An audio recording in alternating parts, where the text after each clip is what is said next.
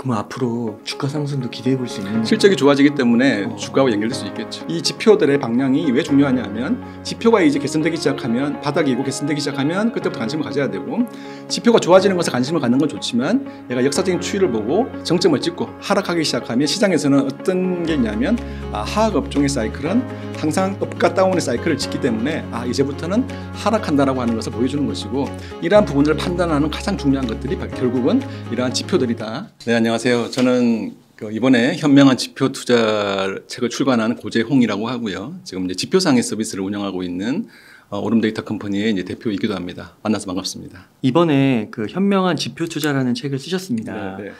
좀 제목이 흥미로운데요.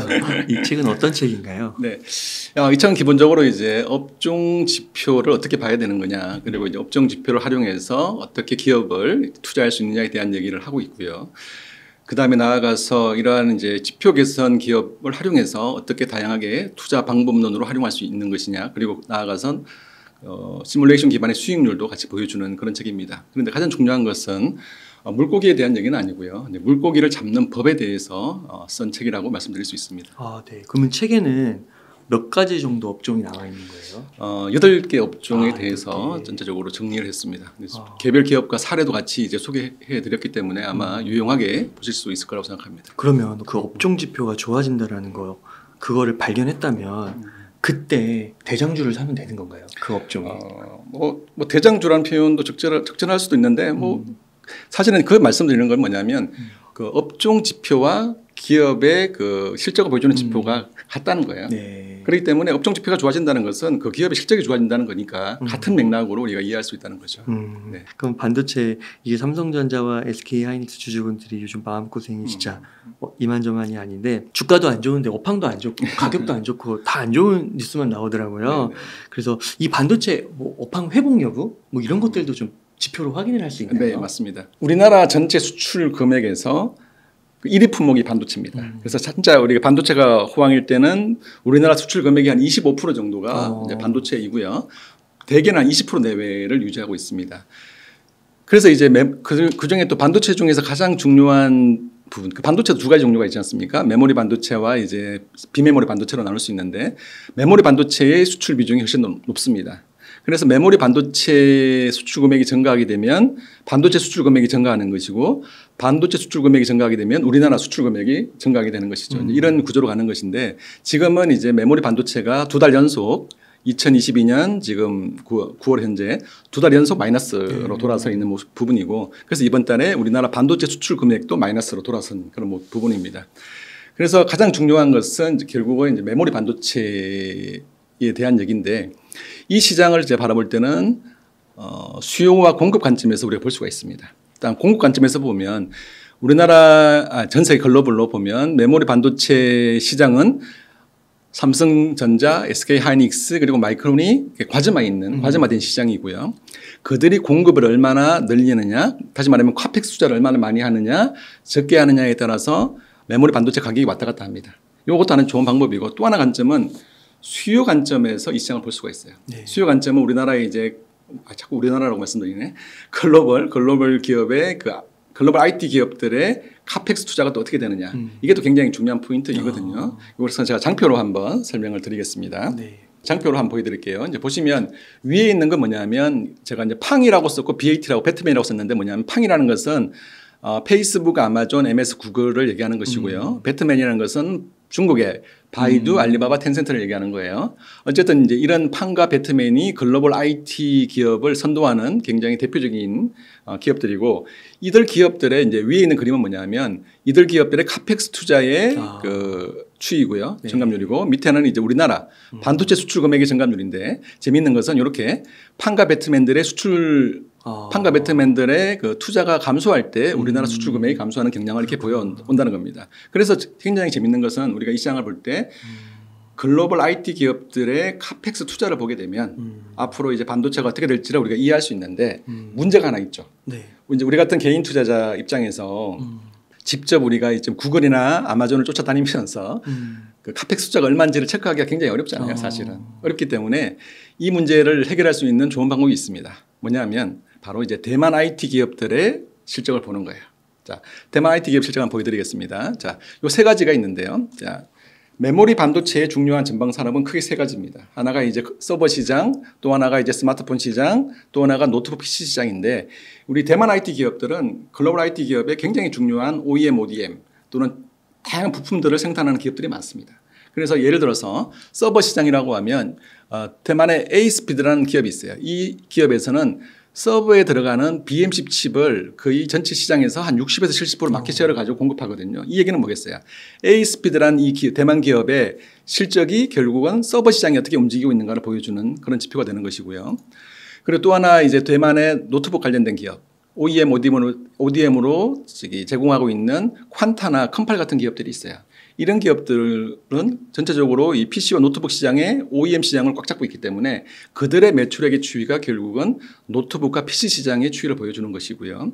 스마트폰은 중국의 스마트폰의 추이를 보여주는 겁니다. 지금 이제 보시면 서버 시장은 크게 나쁘지 않지만 스마트폰 시장이 부진하고 PC와 노트북 시장도 부진한 모습을 보이고 있습니다. 그래서 현재 메모리 반도체의 전방 산업이 굉장히 부진하다는 것을 확인할 수 있는데 또 하나 중요한 것은 대만 기업들은 그들의 홈페이지에 매달 실적을 발표해요.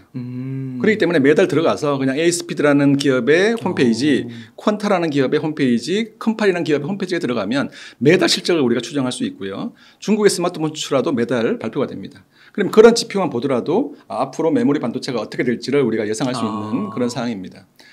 지금은 전체적으로 점점점 부진해지고 있는 그런 상황이라고 말씀을 드릴 수가 있습니다. 이 대만 기업들의 실적을 파악한 다음에 우리나라 반도체 기업에 이게 연결될 때까지 시차가 존재하는 거군요. 네, 시차가 좀 존재하고 지금은 전방 산업이 부진한 상황이고 이 상황에서 D램과 낸드 가격도 지금 떨어지고 있지 않습니까? 그러니까 이 시장이 좋을 수가 없어요. 좋을 수가 없는 것이고 그래서 이러한 지표를 보면서 전방 산업이 좋아지면 자연스럽게 D램과 낸드의 수요가 늘어나고 제품 가격이 올라갈 것이고 우리나라 수출 금액이 같이 움직이는 그런 모습을 보일 겁니다. 그러면은 이 ASPD나 대만의 이런 뭐 중국의 기업들이 이 지금 보여주신 서버, 스마트폰, 노트북 PC에서 이게 실적이 좋아진다고 하면 그때부터는 이제 반도체 관심을 가질 만하죠. 관심을 만하고 그리고 이제 또 조금 단순하게 얘기를 하면 이렇게 볼 수 있어요.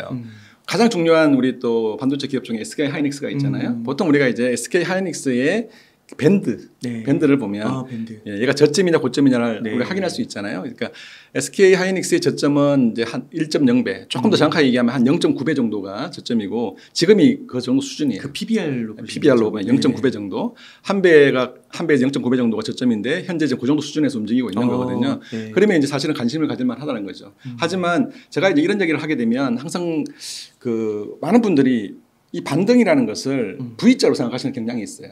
그렇지 않다는 거죠. 굉장히 지지부진하게 반등이 될 거예요. 그래서 본인의 이제 기질을 잘 보시고 성향을 보시고 내가 한 1년, 2년 정도 나는 장기 투자를 하는 사람이고 크게 신경 안 쓰고 살 수 있어라고 하면 지금 관심을 가져도 상관없을 것 같고 그게 아니라 나는 굉장히 좀 결과를 빨리 보고 싶고 뭔가 좀 확실한 걸 좋아하시는 분들은 지금 투자하시기보다는 방금 제가 소개시켜드렸던 메모리 반도체 전방 산업의 이러한 주요 지표를 보시고 이들의 지표가 반등하는 걸 확인하고 투자하셔도 된다 이렇게 그렇구나. 말씀드립니다.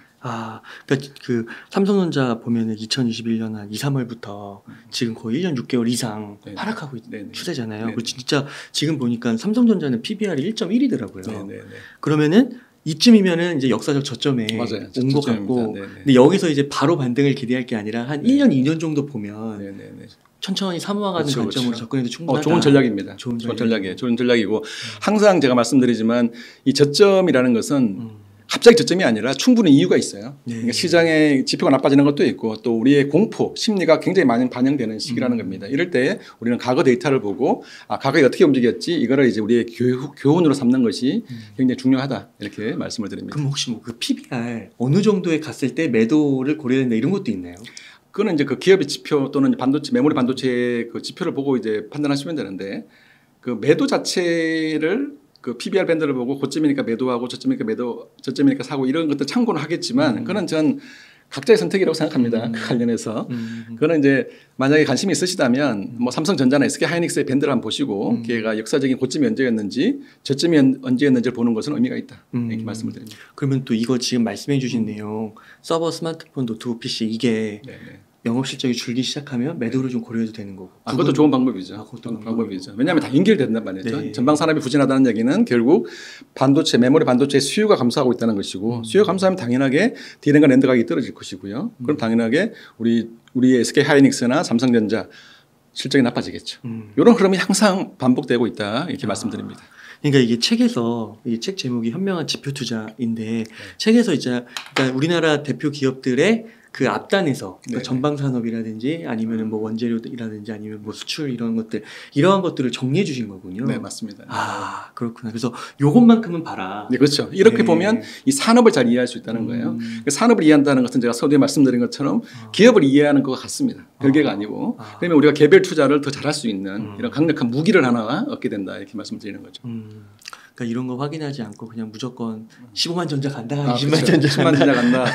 뭐 누가 뭐라고 하더라. 그래서 넌 왜 이런 얘기했는데 왜 지금 안 가냐 이런 얘기 하지 말고 이제 스스로 이러한 시장을 보는 시각을 갖는 것이 굉장히 중요하겠다. 데이터 일각해서. 네, 맞습니다. 네. 자동차, 전기차 한번 여쭤보고 싶습니다. 네.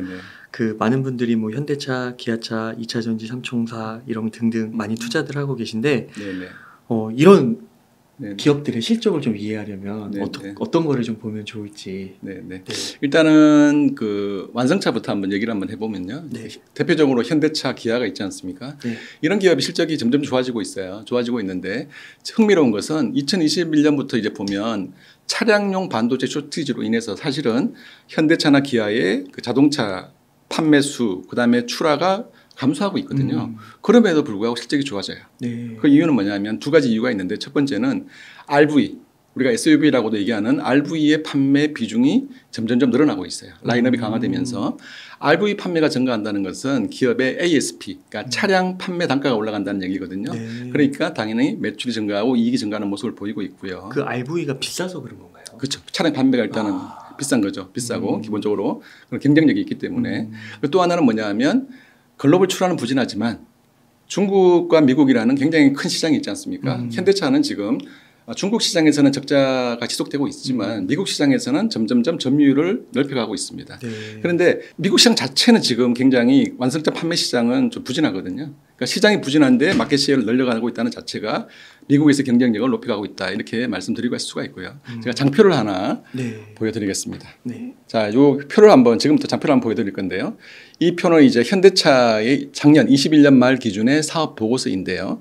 자, 보시면 이렇게 RV라고 있죠. RV가 이제 우리가 얘기하는 SUV와 같은 얘기인데요. 보시면 2019년에 20조, 2020년에 22조, 2021년도에 24조. 점점점 이렇게 RV의 수출 자체가 좀 증가하고 있다라고 이제 볼 수 있는 것이고요.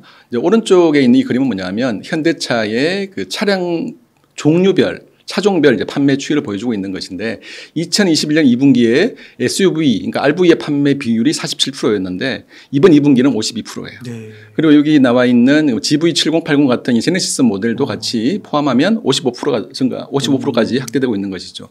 이렇게 계속 RV의 판매가 증가하고 또 미국 시장의 침투가 증가하면서 굉장히 좋아지고 있고요. 제 예상에는 2022년도에 현대차의 영업이익은 한 9조 정도 나올 것 같아요. 네. 그런데 이게 어떤 의미냐 하면 현대차가 잘 나가던 13년, 14년의 영업이익이 8조였거든요. 네. 이거보다 더 좋은 실적을 보여주고 있고 여기에다가 이제 차량용 반도체 쇼티지 문제도 이제 점점 해결된다고 치면 앞으로 더 좋아질 수 있는 이런 환경이 된다라고 볼 수가 있습니다. 그때 2013년이라고 하셨나요? 네. 그때 주가 엄청 많이 오르잖아요. 그렇죠. 12년, 13년 이럴 때 10년, 11년, 12년이 좋았고 그다음부터 이제 차량용 반도체 쇼티지는 최근에 이슈이긴 하지만 그 이전에는 출하 자체가 점점점 이렇게 좀 정체되는 모습을 보이면서 주가가 계속 떨어졌죠. 그죠? 그런 상태였는데 현대차처럼 고정비 투자가 많은 기업이 성장을 못하면 그 원가 부담이 증가해서 실적이 나빠질 수밖에 없거든요. 그래서 최근에 이제 이렇게 변화하고 있다라고 말씀을 드립니다. 그럼 앞으로 주가 상승도 기대해 볼 수 있는 건가요? 실적이 좋아지기 때문에 주가와 연결될 수 있겠죠. 와. 그렇습니다. 혹시 막 그런 게 막 딱 그 숫자를 맞출 수는 없지만 대략적으로 몇 % 주가가 오를 것이다 이런 것도 되나요?